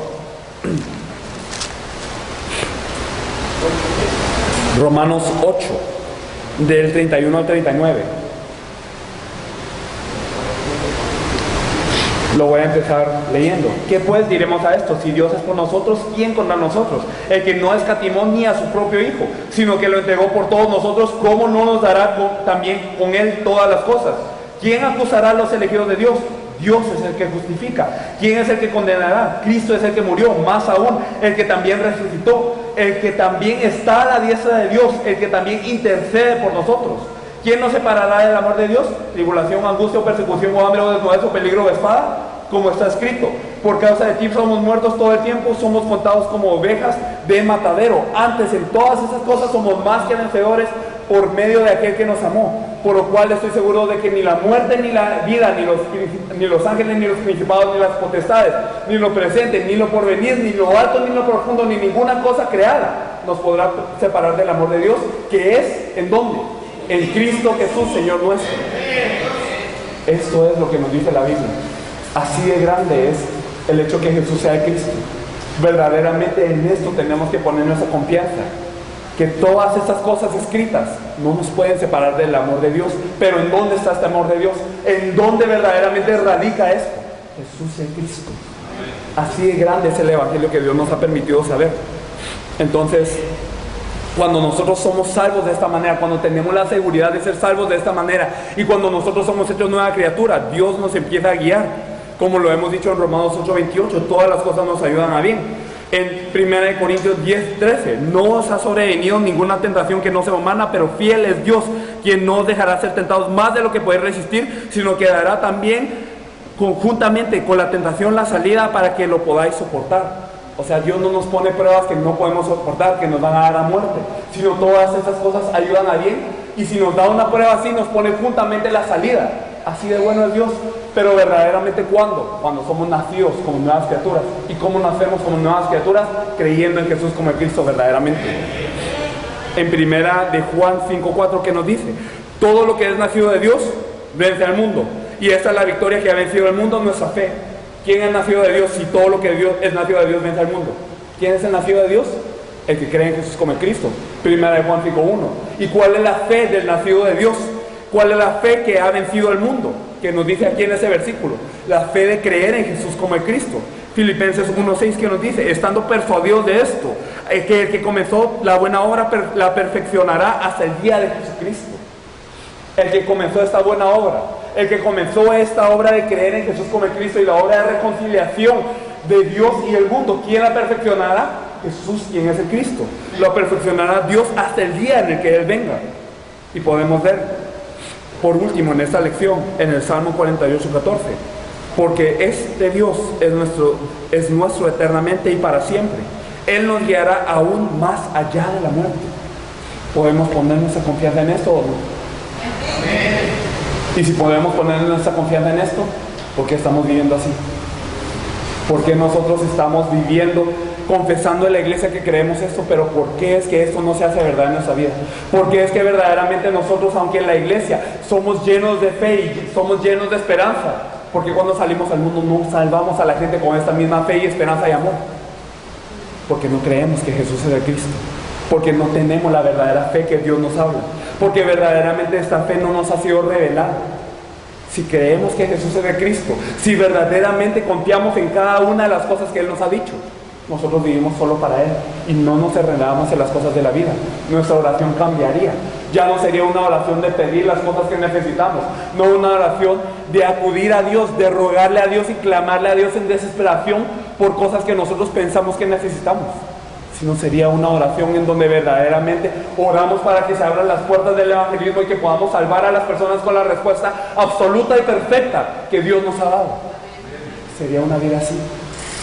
Tenemos que ponernos a pensar ante Dios, verdaderamente, no ante el hombre, no porque yo se los estoy diciendo, no porque las personas nos están viendo, no porque la iglesia tiene este ambiente y como el pastor lo dice, yo lo hago. No es eso. Ante Dios, verdaderamente, ¿cuál es nuestra fe? ¿Tenemos la fe que nos dice la Biblia? ¿O tenemos una fe fabricada con ideas bonitas, con huecas filosofías y sutilezas humanas? Tenemos que examinarnos ante Dios. Me gustaría también que ya vamos a compartir otro tema. Vamos a ver el Dios Trino y la Biblia, que es la siguiente lección. Entonces nosotros, hablando de la Trinidad de Dios, podemos ver que la Trinidad no es un concepto presente en este mundo. No hay en este mundo algo semejante a la Trinidad de Dios, porque nosotros, muchas personas han intentado explicar esto como de cierta forma, digamos el agua. El agua tiene tres estados que mayormente conocemos, por lo menos. Entonces tiene el estado líquido, el sólido y el gaseoso, y así es Dios en la Trinidad, explican algunos. Algunos explican que es como, digamos, el árbol que tiene también la copa, tiene el tronco, tiene las raíces, y que eso es la Trinidad. Algunos explican que es como el hombre que en su casa es padre, que para el empleo él es un trabajador y que para, digamos, la sociedad él es alguien más. La gente intenta explicar esto de la Trinidad, pero honestamente Verdaderamente no podemos explicar lo que es la Trinidad con un concepto humano. ¿Qué significa que es la Trinidad de Dios? Significa que Dios es uno, pero que son tres. Así de simple. Ni siquiera aunque tuviéramos 3 botellas de agua que fueran las mismas botellas de agua que esta, podríamos explicar la Trinidad. Podemos decir que 3 botellas de agua son lo mismo, que teniendo 3 versiones de lo mismo, podemos decir que es lo mismo, pero aún así siguen siendo diferentes, porque el agua que está en cada una de ellas es diferente, aunque sea lo mismo. Pero Dios no es así. El Dios Trino no es así, sino sigue siendo el mismo de cada uno, aunque son 3. Por eso es un concepto que no podemos entender humanamente, pero que la Biblia nos dice en varias partes que tiene evidencia. Y aunque nosotros no podemos saber que esta Trinidad es diferente de tal forma, o que es lo mismo de tal forma, nosotros podemos saber que en cuanto a la función de la salvación, hay papeles que cumple la Trinidad. En cuanto a lo que es la salvación, nosotros podemos ver una distinción entre los papeles que juega Dios para poder salvarnos. Primero me gustaría hablar de Dios Padre. En Génesis 1:1 nos dice, Génesis 1:1 nos dice, en el principio creó Dios los cielos y la tierra. Entonces Dios Padre es el creador de todos los cielos y la tierra. En Primera de Crónicas 29 del 10 al 14 nos dice, bendito seas tú, oh Jehová, Dios de Israel nuestro Padre, desde el siglo y hasta el siglo. Tuya es, oh Jehová, la magnificencia y el poder y la gloria, la victoria y el honor, porque todas las cosas que están en el cielo y en la tierra son tuyas. Tuyo, oh Jehová, es el reino y tú eres excelso sobre todos. Podemos ver que el Dios Padre es el creador de todo, el que reina sobre todo todavía. En Primera de Crónicas 16:31 vemos, alégrense los cielos y gócense la tierra, y diga a las naciones, Jehová reina. Jehová Dios Padre es el que reina en el Antiguo Testamento, y Él en el Antiguo Testamento obró de la mayor forma. Y nos dice en Isaías 64:8, ahora pues Jehová, eres tú nuestro Padre, nosotros barro, y tú eres el que nos formaste, así que obra de tus manos somos todos nosotros. Todos nosotros fuimos formados por Dios Padre. Nosotros somos la creación del Dios Padre, así como toda la criatura. No por ser hombres espirituales es que no somos criatura de Dios. En Nehemías 9:6 nos dice, tú solo eres Jehová, tú hiciste los cielos y los cielos de los cielos, con todo su ejército, la tierra y todo lo que está en ella, todos los mares y todo lo que hay en ellos. Tú lo vivificas, todas estas cosas, y los cielos y los ejércitos de los cielos te adoran. Entonces, ¿qué quiere decir? Que verdaderamente no solo creó Él todos los cielos y la tierra y todos los mares y la tierra, sino que nos quiere decir la Biblia. Nos dice, y tú vivificas todas esas cosas. Nada en el mundo se movería si Dios Padre no tuviera control sobre ellos. Ni una mariposa aletearía si verdaderamente Dios Padre no tuviera control sobre esto. Así de perfecto es Dios, así de grande es Dios, así de omnipresente y omnipotente es Dios. Y verdaderamente todas esas cosas, y los cielos y los ejércitos de los cielos, te adoran. Entonces todo fue creado para honra y gloria de Dios, para adorar a Dios. Todo esto fue creado para que nosotros nos rindiéramos ante Dios. Y este Dios Padre, en lo que es la salvación, ¿qué papel jugó para nosotros? Dios Padre se encargó de planear toda la salvación del hombre. El Dios Padre en el Antiguo Testamento, dando su palabra, revelándose a su pueblo y mostrando todos los sucesos del Antiguo Testamento, nos dice una cosa, nos dice, tú estás separado de mí, la humanidad está separada de mí, y con esta separación vienen todos los problemas del hombre. El hombre está lejos de Dios, y por eso muestra todos los eventos históricos, levanta a los sacerdotes, a los profetas, a los reyes, levanta todo. Y hace que los salmos sean escritos, que los profetas sean escritos, le da la palabra a sus profetas para que declaren, ¿qué cosa? Que se tienen que volver a Dios todos, que todos necesitan volverse a Dios. ¿Pero qué?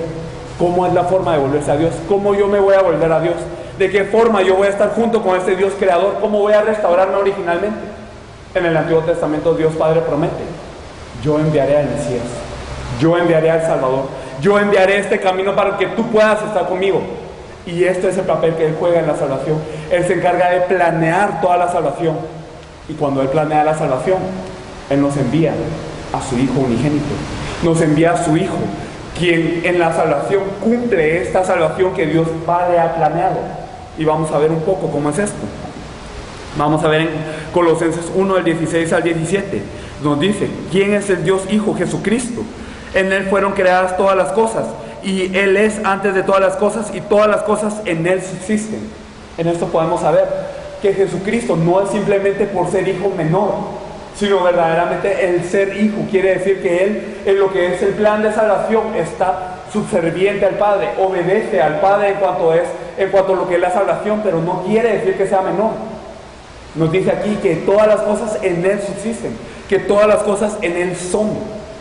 En Filipenses 3:21 nos dice, el cual transformará el cuerpo de la humillación nuestra para que sea semejante al cuerpo de la gloria suya, por el poder con el cual puede también sujetar a sí mismo todas las cosas. Entonces, ¿qué poder tiene Jesús el Cristo? El poder para sujetar a sí mismo todas las cosas. Quiere decir que Él es Dios y Él vino a cumplir esta salvación. Me gustaría que leyésemos también Juan 1, del 1 al 14, por favor.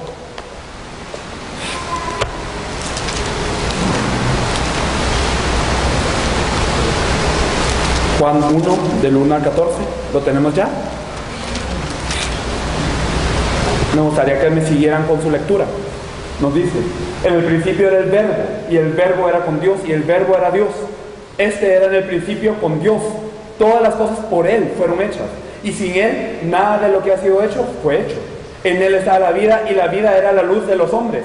La luz de las tinieblas resplandece, y las tinieblas no prevalecieron contra ella. Hubo un hombre enviado de Dios, el cual se llamaba Juan. Este vino por testimonio para que diese testimonio de la luz, a fin de que todos creyesen por Él. No era Él la luz, sino para que diese testimonio de la luz, aquella luz verdadera que alumbra a todo hombre. Venía a este mundo. En el mundo estaba, y por el mundo por Él fue hecho el mundo, pero el mundo no le conoció. A los suyos vino, y los suyos no le recibieron. Mas a todos los que le recibieron, a los que creen en su nombre, les dio potestad de ser hechos hijos de Dios, los cuales no son engendrados de carne, ni de voluntad de carne, ni de voluntad de varón, sino de Dios. Y aquel verbo fue hecho carne, y habitó entre nosotros, y vimos su gloria, gloria como el unigénito del Padre, lleno de gracia y de verdad. Esto es lo que nos habla acerca de Jesús, que Jesús no simplemente era un hombre, no simplemente era un hombre que era espectacularmente reunido a Dios y que era más que los demás como afín a Dios. No era eso, sino que verdaderamente Él era el verbo. Él era Dios, porque el verbo era con Dios y Dios era con el verbo, y esta palabra fue hecha carne para estar con nosotros. En otras palabras, este Jesús que vino a cumplir la obra de Cristo, no es simplemente hombre, es 100% hombre y es 100% Dios también. Entonces nosotros, considerando esta deidad de Cristo, ¿qué podemos saber? En Hechos 4:12, que en ningún otro nombre hay salvación, no hay ningún otro nombre dado a los hombres con el cual nosotros podamos ser salvos. Ningún otro. En ninguna otra persona hay salvación, solo en Dios Hijo Jesucristo, y Él vino a cumplir esta salvación. Lo podemos ver en la cruz y la resurrección. Él vino a padecer por todos nuestros pecados. Él vino a partir su sangre, a partir su carne, para que nosotros tengamos camino nuevo y vivo para encontrarnos con Dios. Y Él, a través de su resurrección, venció al que tenía la muerte, porque eso es la resurrección, vencer la muerte. ¿Y quién tenía el imperio de la muerte? Satanás. Venció a Satanás y a la muerte. Venció el pecado, venció la separación de Dios, y así Él cumplió la salvación. Él cumplió esta obra redentora perfecta, y por eso es que nosotros le llamamos Cristo, porque Él hizo todos estos oficios. ¿Y quién es el Cristo? Es Jesús. ¿Y quién es Jesús? Es Dios. Él es el Dios Hijo. Entonces podemos saber esto a través de la palabra. Podemos verlo también en Juan 14:14, en Juan 15:7 y en Juan 16:24. Nos dice que Él verdaderamente ahora, cuando nosotros le creemos en Él, podemos pedir en su nombre. En Juan 14:14 nos dice, si algo pidieres en mi nombre, yo lo haré. En Juan 15:7, si permanecéis en mí y mis palabras permanecen en vosotros, pedid todo lo que queréis.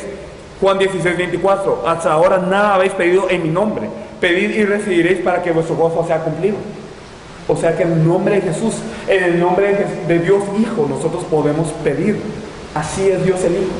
Verdaderamente, en cuanto a la salvación, Él cumplió la obra para la salvación. La salvación está cumplida por Él. ¿Y Dios Espíritu Santo? ¿Cómo es Dios Espíritu Santo? En Romanos 8:9, mas vosotros no vivís según la carne, sino según el Espíritu, si es que el Espíritu de Dios mora en vosotros. Si alguno tiene el Espíritu de Cristo, no es de Él. Y si alguno no tiene el Espíritu de Cristo, no es de Él. Entonces el Espíritu Santo de Dios es de Dios y es el Espíritu de Cristo. En otras palabras, el Espíritu Santo es Dios también. Entonces nosotros podemos ver por qué el Espíritu Santo vino a nosotros. Podemos ver en Juan 14, 16, 17 que Jesús nos promete otro consolador, para que después de que Jesús vaya, también verdaderamente este consolador esté con nosotros, que es Dios también, para que Dios siga en nosotros, para que more en nosotros. Eso es lo que hace el Espíritu Santo. El Espíritu Santo, en cuanto a la salvación que ha hecho, ha permitido que nosotros, como hemos visto en la lección anterior, que nosotros tengamos fe, que nosotros por la gracia de Dios, por la gracia del Espíritu Santo, nosotros lleguemos a llegar a la fe. ¿Y la fe de qué? La fe de creer en Jesús como el Cristo. Y si tenemos la fe que Jesús es el Cristo, ¿qué pasa? Nosotros somos justificados por esta fe. ¿Y qué representa la justificación de esta fe? Salvación. ¿Y qué es la salvación? Salir de Satanás, salir del pecado, salir de la separación con Dios, ser restaurados al hombre original, estar con Dios. Eso es lo que verdaderamente hace el Espíritu Santo. Él hace que la obra de redención, la obra de salvación, la obra del Cristo que cumplió Jesús sea aplicada a nosotros por medio de la fe que no nace de nosotros sino de Él. Entonces, cuando esto ocurre, cuando nosotros somos salvos, entonces viene el Espíritu Santo. ¿Para qué en nosotros? Nosotros en la iglesia muchas veces clamamos por el Espíritu Santo, pedimos la llenura del Espíritu Santo, pero si nos fijamos en la oración de muchos creyentes, ¿para qué quieren pedir al Espíritu Santo? ¿Para qué necesitan el Espíritu Santo? Si muchas de las cosas que pueden hacer las pueden hacer ustedes, ¿para qué piden el Espíritu Santo? ¿Para que tengan un poder que les apoye? ¿Para que simplemente ustedes se sientan seguros? ¿Para que se sientan respaldados por Dios cuando hagan lo que ustedes quieren? No es eso. El Espíritu Santo viene con un propósito a esta tierra. Me gustaría que lo viéramos. Hechos 1:8, un versículo muy famoso que nosotros podemos ver, pero que me gustaría que nosotros viéramos detalladamente. Hechos 1:8 nos dice: pero recibiréis poder cuando haya venido sobre vosotros el Espíritu Santo, y me seréis testigos en Jerusalén, en toda Judea, en Samaria y hasta lo último de la tierra. Esto es lo que nos dice verdaderamente Dios acerca del Espíritu Santo. ¿Para qué recibiréis poder? ¿Para qué recibiréis el Espíritu Santo? Para ser testigos en Jerusalén, en toda Judea, en Samaria y hasta lo último de la tierra. O sea que el Espíritu Santo no simplemente viene a cumplir, no simplemente viene a que nosotros tengamos un cumplimiento de deseos, no viene simplemente para todo esto. Y voy a terminar ya rápido. El Espíritu Santo viene para que nosotros proclamemos. Nosotros vamos a ver entonces algunos versículos más. Primera de Corintios 2, del 10 al 12, que nos dice: Dios no lo reveló por el Espíritu, porque el Espíritu todo lo escudriña, aún lo profundo de Dios. Porque ¿quién de los hombres sabe las cosas del hombre que está en él? Así tampoco nadie conoció las cosas de Dios, sino el Espíritu de Dios. Y nosotros no hemos recibido el Espíritu del mundo, sino el Espíritu que proviene de Dios, para que sepamos qué cosa, lo que Dios nos ha concedido. El Espíritu Santo viene para que nosotros primeramente tengamos fe, y para que cuando se establezca el Espíritu Santo, para que seamos testigos a toda la creación. Esto es el papel del Espíritu Santo en cuanto a la salvación. Aplicar la salvación a nosotros, dándonos la fe que no viene de nosotros sino de Dios, y para que después de esto nosotros podamos predicar, para que con la llenura del Espíritu Santo y el poder del Espíritu Santo nosotros podamos dar a conocer este Evangelio. ¿Y cómo nosotros sabemos todo esto? ¿Cómo nosotros sabemos que Dios es trino? ¿Cómo sabemos que Dios es Padre, Hijo y Espíritu Santo? ¿Y por qué? ¿Cómo nosotros sabemos que ellos hacen con nosotros? Por la palabra de Dios. ¿Y cuál es la palabra de Dios? La Biblia. Y me gustaría solo ver algunos versículos antes de que terminemos. Segunda de Timoteo 3, del 14 al 17, nos dice: las Sagradas Escrituras, las cuales te pueden hacer sabio para la salvación por la fe que es en Cristo Jesús. ¿Para qué son las Sagradas Escrituras? Para hacerte sabio. Y sabio no en las cosas del mundo, sabio no en las cosas de esta tierra, sino en qué? En la salvación. Para la salvación por la fe que es en Cristo Jesús. Si se van dando cuenta, todos los versículos que hemos hablado nos dicen una cosa: que verdaderamente todo esto proviene por la fe. ¿Pero la fe en qué? En la fe en Cristo Jesús, en Jesús el Cristo que nos ha salvado. Y si nosotros creemos esto, todo lo demás se abre. Pero primeramente nosotros debemos de creer que Jesús es el Cristo. Esto es el núcleo. Y entonces son útiles para redarguir, corregir, instruir en justicia, a fin de que el nombre de Dios, para que el hombre de Dios sea perfecto, eternamente preparado para toda buena obra. Para esto es después de que nosotros seamos salvos. En Isaías 40:8 nos dice cómo es la palabra de Dios. La palabra de Dios Nos dice, sécase la hierba, marchítase la flor, mas la palabra de Dios no es su permanece para siempre. La palabra de Dios es inmutable, no cambia de día en día, sino permanece. Y esa palabra se va a cumplir, ni que una jota y una tilde no van a pasar hasta que todo esto se cumpla. Toda esta palabra se va a cumplir, toda esta palabra es eterna, toda esta palabra verdaderamente es de Dios y es lo que Dios escribe al hombre, es una carta de Dios para el hombre, es una promesa de Dios para el hombre. Pero ¿cuál es el contenido de esta carta? Lucas 24:44, y comenzando desde Moisés y siguiendo por todos los salmos y los profetas, les declaró a ellos lo que de él decía, lo que de Jesús dice. Toda la Biblia, desde el Antiguo hasta el Nuevo Testamento, nos habla del Cristo. En Juan 5:39, escudriñad las Escrituras, porque vosotros creéis que en ella tenéis la vida. Sí, nosotros sabemos que aquí en la Biblia está la vida. Sabemos que esa es la palabra que tenemos que seguir. Sabemos que es la palabra de Dios. Pero estas, ¿qué hacen? Estas Escrituras, ¿qué son? Estas dan testimonio de mí, dice Jesús. Toda esta Biblia se trata de mí, dice Jesús, de que Él es el Cristo. Pero en el versículo 40, pero vosotros no queréis venir a mí. Nosotros muchas veces nos enfocamos en otras cosas. Queremos buscar rincones en la Biblia, oscuridades en la Biblia que verdaderamente son cosas nuevas para nosotros, que nos alimentan el conocimiento, pero están despegadas del verdadero propósito de la Biblia. Juan 20:31, lo repito de nuevo. Todas estas cosas fueron escritas para que creáis que Jesús es el Cristo, el Hijo de Dios, y para que creyendo tengáis vida en su nombre. El que tenga oídos, que oiga. Entonces vamos a descansar unos 20 minutos y luego vamos a seguir con el resto de las clases de la mañana. ¿Amén? Sí, entonces 20 minutos pueden relajarse y meditar en la palabra de Dios para lo siguiente, ¿sí?